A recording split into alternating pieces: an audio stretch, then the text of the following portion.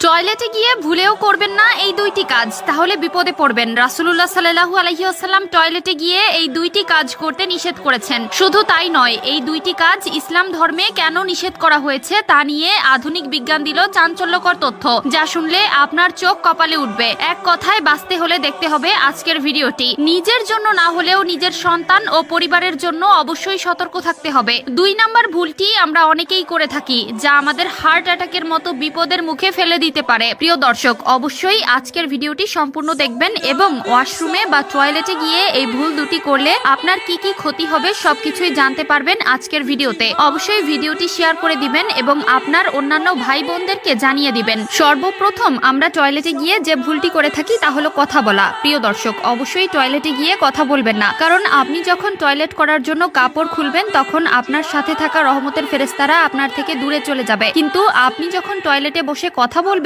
তখন ফেরেশতারা আপনার কাছে ফিরে আসবে এবং আপনাকে যদি ওই অবস্থায় দেখে তাহলে তারা অনেক কষ্ট পাবে এবং আপনার থেকে দূরে সরে যাবে। রহমতের ফেরেশতারা সাথে না থাকলে আপনার আয় উন্নতি কখনোই হবে না, আপনি মানসিকভাবে ভালো থাকতে পারবেন না। আধুনিক বিজ্ঞান বলেছে, কোনো মানুষ যদি ওয়াশরুমে বসে অথবা টয়লেটে বসে কথা বলে তার নিঃশ্বাসে মুখ দিয়ে জীবাণু পাকস্থলীতে যাওয়ার সম্ভাবনা রয়েছে, যা আপনাকে মরণ ব্যাধি রোগের দিকে নিয়ে যাবে। অবশ্যই আপনি সাবধান থাকবেন এবং অন্যকে সাবধান করে দিবেন এই ভুলটি না করার জন্য।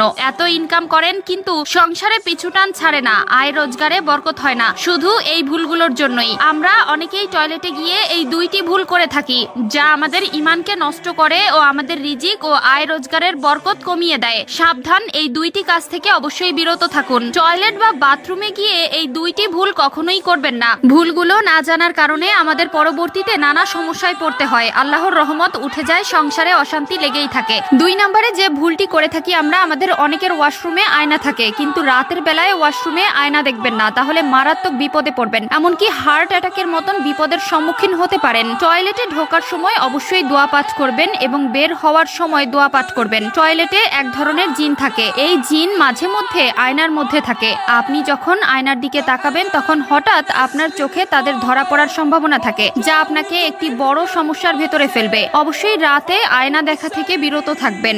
আমরা একজন নবী পেয়েছি যিনি আমাদের জাহান্নাম থেকে বাঁচানোর জন্য জন্ম থেকে এখন পর্যন্ত রওজা মোবারকে তার উম্মতের মুক্তির জন্য আল্লাহর দরবারে শাফায়াত করে যাচ্ছেন। এমন নবী পেয়ে অবশ্যই আমরা ভাগ্যবান, তাই একবার আলহামদুলিল্লাহ বলে শুকরিয়া আদায় করবেন। তো চলুন বেশি কথা না বলে শুরু করি আজকের ভিডিও। কোন দুটি বিষয় যা আমাদের ঈমানকে নষ্ট করে দেয়? এই বিষয় দুটি নিয়ে চিন্তা করলে আমাদের ইহকাল তো নষ্ট হবেই, পরকালও নষ্ট হয়ে যাবে। 1 নম্বরে যে বিষয় নিয়ে প্রিয় নবী চিন্তা করতে নিষেধ করেছেন তা হলো রিজিক নিয়ে। প্রিয় দর্শক, কখনো রিজিক নিয়ে চিন্তা করবেন না। আপনার তাকদিরে যতটুকু আছে আপনি ততটুকুই ভোগ করবেন। 1 চুল পরিমাণ রিজিক রেখেও আপনি মৃত্যুবরণ করবেন না।